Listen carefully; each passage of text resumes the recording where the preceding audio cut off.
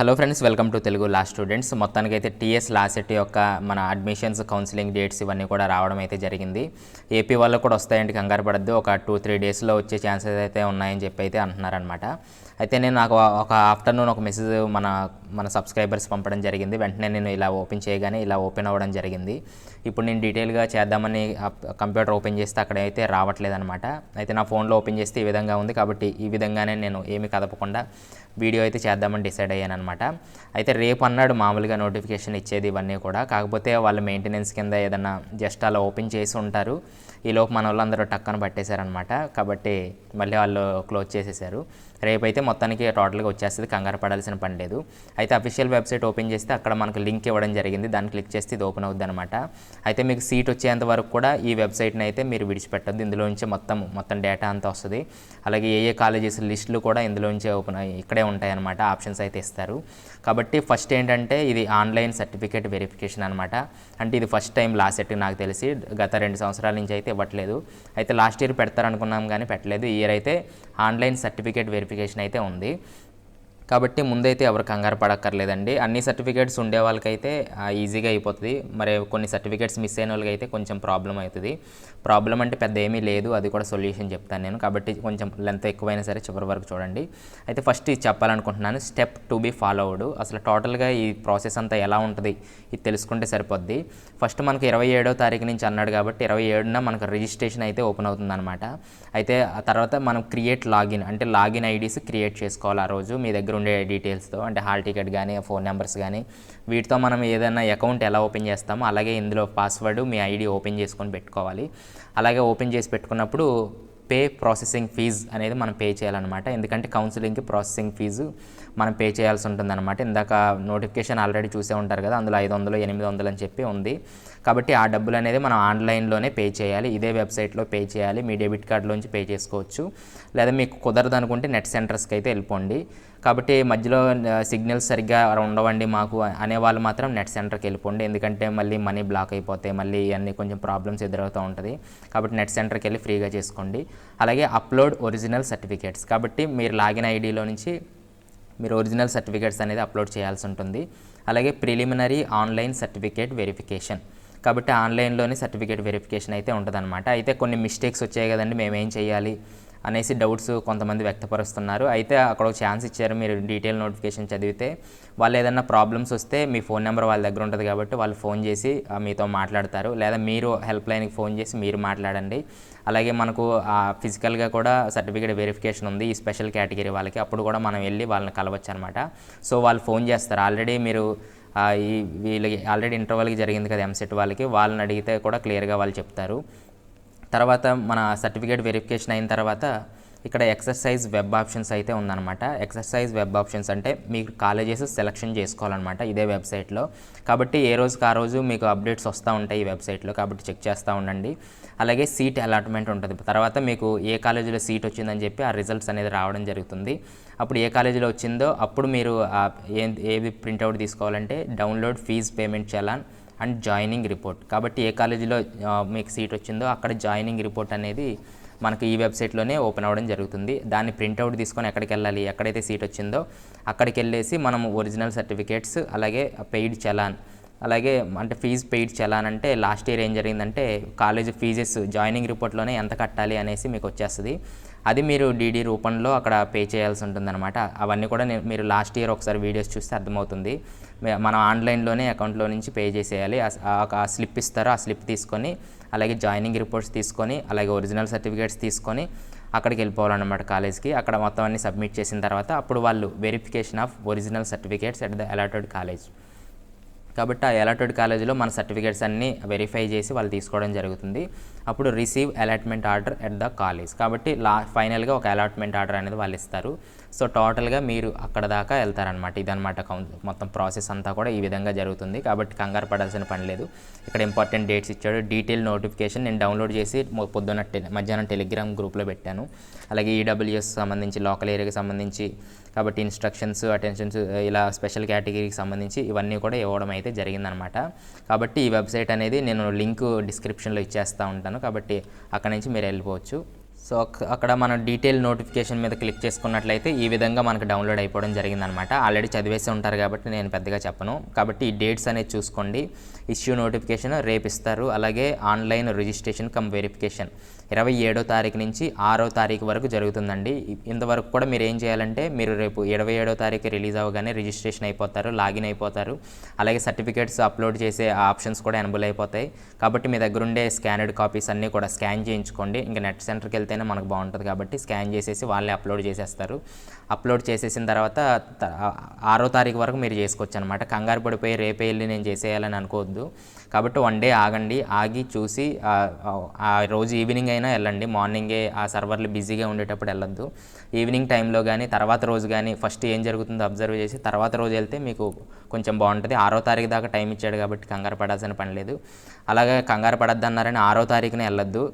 కాబట్టి 1 డే ఆగి తర్వాత నుంచి మీరు స్టార్ట్ చేయండి. మళ్ళీ లాస్ట్ డేస్ కూడా వెళ్ళొద్దు, మళ్ళీ సర్వర్లు బిజీ అయిపోతాయి. కాబట్టి తర్వాత 6వ తారీఖు నుంచి 10వ తారీఖు వరకు స్పెషల్ కేటగిరీ వాళ్ళకనమాట. వీళ్ళకి మాత్రం ఫిజికల్గా మీరు వెరిఫికేషన్ అయితే చేస్తామని అయితే చెప్తున్నారనమాట. కాబట్టి వాళ్ళకి సంబంధించిన సర్టిఫికేట్స్ తీసుకొని వాళ్ళ కింద సెంటర్స్ ఇచ్చారు, అక్కడికి వెళ్ళి మీరు వెళ్ళాల్సి ఉంటుందన్నమాట. 6వ తారీఖు నుంచి 10వ తారీఖు వరకు వాళ్ళు వెళ్ళాలి.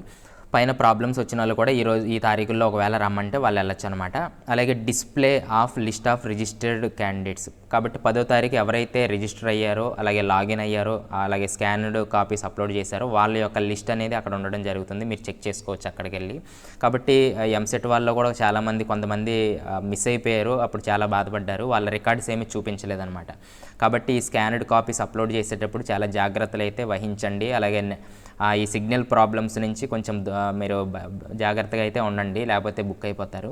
కాబట్టి 5వ పాయింట్ చూసుకుంటే ఎక్సర్సైజింగ్ వెబ్ ఆప్షన్స్ ఫేజ్ 1. కాబట్టి 11, 12, 13 ఈ 3 డేస్లో మీరు కాలేజెస్ అయితే సెలెక్ట్ చేసుకోవాలన్నమాట. కాబట్టి ఆ ఆప్షన్స్ కూడా అక్కడే ఓపెన్ అవ్వడం జరుగుతుంది. నేను ఎవరైనా నాకు అప్డేట్స్ ఇస్తూ ఉండండి. ఒకవేళ మీరు చేస్తే ఆ ప్రాసెస్ నాకు చెప్పండి, ఎందుకంటే నేను చేయలేను కాబట్టి ఆ ప్రాసెస్ మీరు చెప్తే నేను ఒకవేళ వీడియో చేయడం జరుగుతుంది. అలాగే కంగారు పడకుండా నెట్ సెంటర్ వాళ్ళ దగ్గరికి వెళ్ళి కొంచెం అలా చేస్తూ ఉండండి తెలిసిన వాళ్ళ దగ్గర. కాబట్టి మీకు తెలియకుండా చేస్తే మళ్ళీ అది కూడా లాస్ అయ్యే ఛాన్సెస్ అయితే ఉందన్నమాట. కాబట్టి కంగారు పడకుండా చేయండి, ప్రాబ్లం లేదు. అలాగే టైం టు టైం వాళ్ళ నోటిఫికేషన్లో అన్నీ మెన్షన్ చేస్తారు, ఎలా అప్లోడ్ చేయాలి, ఎలా చేయాలని చెప్పి. కాబట్టి అవన్నీ కూడా చాలా జాగ్రత్తగా చదువుకొని అప్లోడ్ చేసుకోండి. తర్వాత 6th పాయింట్ చూస్తే ఎడిట్ ఆఫ్ వెబ్ ఆప్షన్స్. కాబట్టి ఎడిటింగ్ ఆప్షన్ కూడా ఇచ్చాడనమాట. అప్పుడు ఏమైనా కాలేజ్ మిస్ అయినా అప్పుడు మనం సెలెక్ట్ చేసుకోవచ్చు. అయితే ఇప్పటి నుంచే మీరు ఒక కాలేజెస్ లిస్ట్ అయితే మీరు ప్రిపేర్ చేసుకోండి లాస్ట్ ఇయర్ కాలేజెస్ లిస్ట్ ప్రకారం. కాబట్టి 17వ తారీఖు list of provisionally selected candidates will be prepared college wise and will be placed in the website. కాబట్టి 17వ తారీఖు అయితే మనకు ఆ రిజల్ట్స్ అనేది రావడం అయితే జరుగుతుంది, ఏ కాలేజీలో మీకు సీట్ వచ్చిందని చెప్పి. అలాగే 18 నుంచి 23 తారీఖుల్లో మనము రిపోర్ట్ చేయాలన్నమాట. కాలేజ్కి వెళ్ళి మీరు ఎక్కడైతే సీట్ వచ్చిందో అక్కడ మనం రిపోర్ట్ చేయాల్సి ఉంటుందన్నమాట. Along with tuition fee payment challan. కాబట్టి ఫీజు కట్టేసి ఎవరికైతే ఎంత వచ్చిందో ఆ ఫీజు పే చేసి బ్యాంకులో మనం ఆ రిసిప్ట్స్ తీసుకొని ఒరిజినల్ డాక్యుమెంట్స్ తీసుకొని వెళ్ళాల్సి ఉంటుంది. అలాగే కమెన్స్మెంట్ ఆఫ్ క్లాస్ వర్క్. కాబట్టి 27వ తారీఖున మీరు జాయిన్ అయిపోవడం అయితే జరుగుతుందన్నమాట. కాబట్టి ఈ కిందవన్నీ కూడా మీరు చదివేసేసుకోండి, పెద్ద ఇంపార్టెంట్ ఏం కాదు. అయితే ఇక్కడ మనకు ఫీజు ఎంత పే చేయాలనేసి చెప్పి అయితే ఇక్కడ ఇవ్వడం జరిగింది. All the candidates have to pay non refundable processing fees 800 rupees. అలాగే 500 ఏమో SC ST వాళ్ళకి అనమాట. రిమైనింగ్ వాళ్ళకి 800 అయితే మీరు ఆన్లైన్లో పే చేసుకోవాల్సి ఉంటుందన్నమాట. తర్వాత ట్యూషన్ ఫీజు కానివ్వండి, సీట్స్ అవైలబుల్ కానివ్వండి, కన్వీనర్ కోట సీట్స్ కానివ్వండి, ఇవన్నీ కూడా ఈ వెబ్సైట్లోనే మనకు టైం టు టైం వాళ్ళు అప్డేట్ చేస్తూ ఉంటారు. ప్రతి ఒక్కటి కూడా మీరు చూసుకుంటూ ఉండండి. అలాగే కింద ఎలిజిబిలిటీ అయితే ఇవ్వడం జరిగింది ఇక్కడ 3 years అలాగే 5 years అని చెప్పి. కాబట్టి ఇది కూడా చూసుకోండి. 10+2+3 ప్యాటర్న్ ఎవరికి ఉందో వాళ్ళు మాత్రమే 3 years LLBకి అవసరము. అలాగే 40% ఏమో SC STకి, 45 ఏమో రిమైనింగ్ వాళ్ళకి అనమాట. అయితే ఈసారి కూడా 35%తో పాస్ అయిన వాళ్ళకైతే ఇక్కడ మళ్ళీ హ్యాండ్ ఇవ్వడం అయితే జరిగిందనమాట. కాబట్టి ఒకసారి వీలైతే అక్కడ మాట్లాడి చూడండి, హెల్ప్ లైన్ సెంటర్కి కాల్ చేసి మాట్లాడండి. అలాగే 5 years LLB ఏమో 10+2 ప్యాటర్న్తో ఉండాలన్నమాట. అలాగే కింద నోట్ చూసినట్లయితే who have obtain 10+2 are graduation, post graduation through open universities without having any basic qualification are not eligible for admission into LLB course. కాబట్టి ఓపెన్ యూనివర్సిటీస్ ద్వారా అలాగే సింగిల్ సిట్టింగ్స్ ద్వారా ఎవరైతే కట్టారో వాళ్ళకి ఎటువంటి నాలెడ్జ్ ఉండదని అయితే వాళ్ళు భావిస్తారనమాట. కాబట్టి అలాంటి వాళ్ళు నాట్ ఎలిజిబుల్ అని అయితే చెప్తున్నారనమాట. కాబట్టి మ్యాక్సిమం ఒకసారి ట్రై చేయండి. ఒకవేళ వాళ్ళు తీసుకుంటే మీరు వెళ్ళిపోవచ్చు. నేను నా ఓపెన్ యూనివర్సిటీ కదా అని మీరు సైలెంట్గా ఉండొద్దు, మీ వంతు మీరు కృషి అయితే చేయండి. ఒకవేళ వాళ్ళు యాక్సెప్ట్ చేసి మిమ్మల్ని తీసుకుంటారు. ఇక్కడ help line centres for special category CIP CAP, NCC, pH sports అయితే ఇక్కడ ఇవ్వడం జరిగింది. కాబట్టి ఇక్కడ హెల్ప్ లైన్ సెంటర్స్ చూసుకోండి. అలాగే ఇక్కడ మనకు స్లాట్ బుకింగ్ చేసుకోవాలని అయితే వాళ్ళు చెప్తున్నారనమాట. 6వ తారీఖు నుంచి ఆ స్లాట్ బుకింగ్ ఆప్షన్స్ కూడా మనకు ఓపెన్ అవ్వడం జరుగుతుంది. కాబట్టి అక్కడ మీరు స్లాట్ బుక్ చేసుకొని ఏ టైము, ఏ రోజు, ఎక్కడ వెళ్ళాలి అనేది మొత్తం అంతా మీరు ఆన్లైన్లోనే బుక్ చేసుకొని ఆ డేట్ని అయితే వెళ్ళాల్సి ఉంటుందన్నమాట. ఇక్కడ సిఏపి వాళ్ళకి, ఎన్సీసీ వాళ్ళకి, పిహెచ్ స్పోర్ట్స్ వీళ్ళకి సంబంధించిన డేట్స్ అయితే అక్కడ ఇవ్వడం జరిగింది. 6, 7, 8వ తారీఖుల్లో ఇక్కడ అయితే ఇవ్వడం జరిగింది. ఒకసారి క్లియర్గా చూసుకొని మీ ర్యాంక్ చూసుకొని మీరు ఏ స్పెషల్ కేటగిరీకి చెందిన వారో చూసుకొని చాలా జాగ్రత్తగా వెళ్ళండి. అలాగే కింద certificates uploaded at the registration and filing application form. కాబట్టి ఇక్కడ సర్టిఫికేట్స్ అయితే ఇవ్వడం జరిగింది. చాలా జాగ్రత్తగా అయితే చూసుకోండి. ఇక్కడ ర్యాంక్ కార్డ్ ఒకటి, హాల్ టికెట్ ఒకటి, అలాగే ఎస్ఎస్సి మార్క్స్ మెమో ఒకటి, ఇంటర్మీడియట్ మార్క్స్ మెమో ఒకటి, అలాగే క్వాలిఫైయింగ్ ఎగ్జామినేషన్ మెమరాండమ్ మార్క్స్. అంటే క్వాలిఫైయింగ్ ఎగ్జామినేషన్స్ అంటే మీరు లాస్ట్ ఏదైతే చదివారో లేదా దేని మీద అయితే మీరు అప్లై చేశారో ఎల్ఎల్బీకి అదనమాట. ఇంటర్మీడియట్ వాళ్ళు అయితే ఇంటర్మీడియట్, డిగ్రీ వాళ్ళు అయితే డిగ్రీ లాస్ట్ మనం మార్క్స్ మెమో అనేది మనం అప్లోడ్ చేయాల్సి ఉంటుందన్నమాట. అయితే చాలామందికి ప్రొవిజనల్స్ కానీ ఇవి రాకపోతే హెల్ప్ లైన్ సెంటర్కి అయితే కాల్ చేయండి. ఇంకా రాలేదని అయితే చెప్పండి, వాళ్ళు ఏది చెప్తే అది చేయండి. అలాగే లాస్ట్లో డిగ్రీ వాళ్ళకైతే ప్రొవిజనల్ సర్టిఫికేట్ ఏదైతే ఉందో అదైతే మీరు అప్లోడ్ చేయాల్సి ఉంటుందన్నమాట. అలాగే మైగ్రేషన్ సర్టిఫికెట్ ఇది కూడా మనము కొంతమంది హెల్ప్ లైన్ కాల్ చేసి అడిగారంట. కాబట్టి కాలేజీలో అయినా సబ్మిట్ చేయొచ్చు అని అయితే అన్నారనమాట. ఇంటర్మీడియట్ వాళ్ళు అవసరం లేదు.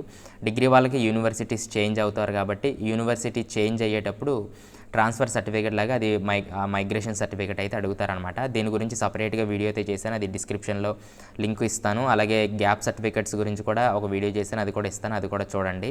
కాబట్టి 8th పాయింట్ చూస్తే study certificates from 9th class to graduation అనమాట. కాబట్టి డిగ్రీ మీద ఎవరైతే ఎల్ఎల్బీ చేశారో వాళ్ళకి 9th టు డిగ్రీ వరకు స్టడీ సర్టిఫికేట్స్ అయితే ఉండాలంటున్నారు. కాబట్టి లాస్ట్ 7 years ఇంట్రోలో అయితే లాస్ట్ 7 years స్టడీ సర్టిఫికేట్స్ అయితే తీసుకెళ్ళండి. ఇక్కడ 9th పాయింట్ చూసుకున్నట్లయితే రెసిడెన్స్ సర్టిఫికేట్ అయితే ఉందన్నమాట. కాబట్టి 7 years పాటు మీరు బయట చదువులు కొనసాగించుకున్నట్లయితే వాళ్ళకి కావాల్సి ఉంటుందన్నమాట. అయితే మీరు ఒకవేళ బయట చదువుకున్నా మీ పేరెంట్స్ ఇక్కడ 10 years పాటు ఉన్నారు అని మీరు రుజువు చేయగలిగితే అప్పుడు మీకు రెసిడెన్స్ సర్టిఫికేట్ ఎంఆర్ఓ గారి ఆఫీస్లో మీకు ఇష్యూ చేయడం అయితే జరుగుతుందన్నమాట. అలాగే ఎంప్లాయర్ సర్టిఫికేట్ కూడా అడుగుతున్నారు. ఒకవేళ మీరు ఆ స్టేట్ కానీ సెంట్రల్ కానీ గవర్నమెంట్ ఎంప్లాయీస్ మీ పేరెంట్స్ అయి ఉన్నట్లయితే వాళ్ళు ట్రాన్స్ఫర్ అయ్యి వెళ్ళిపోయారు అనుకోండి, అయినా సరే వారు 10 సంవత్సరాలు తెలంగాణ స్టేట్లో ఉన్నారు మీ చదువుల కాలంలో అని మీరు ప్రూవ్ చేయగలిగితే ఈ ఎంప్లాయీ సర్టిఫికేట్ కానీ అలాగే రెసిడెన్స్ సర్టిఫికేట్ కానీ మీకు అవసరం వస్తుంది. కాబట్టి మిగిలిన విషయాలకి ఎంఆర్ఓ గారి ఆఫీస్ మీరు సంప్రదిస్తే అక్కడ మీకు సర్టిఫికేట్ అనేది ఇష్యూ చేయడం జరుగుతుంది. రిమైనింగ్ పీపుల్ మామూలుగా మీ స్టడీ అంతా తెలంగాణలోనే కొనసాగితే దీని జోలికి వెళ్ళాల్సిన పని లేదనమాట. తర్వాత 11th పాయింట్ చూసుకున్నట్లయితే మనకు ట్రాన్స్ఫర్ సర్టిఫికేట్ అంటే టీసీ అనమాట, చాలా చాలా ఇంపార్టెంట్.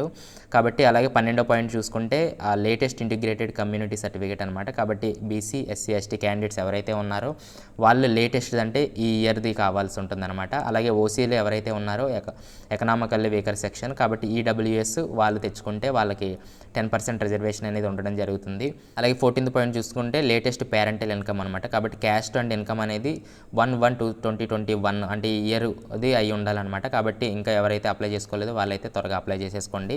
15th పాయింట్ మనం చూసుకున్నట్లయితే Muslim and Christian minority candidate should upload TC of the SSC. కాబట్టి టీసీలో మనకు ఉండడం జరుగుతుంది మైనారిటీ అనా కాదా అని చెప్పి, కాబట్టి అది అప్లోడ్ చేస్తే సరిపోద్ది.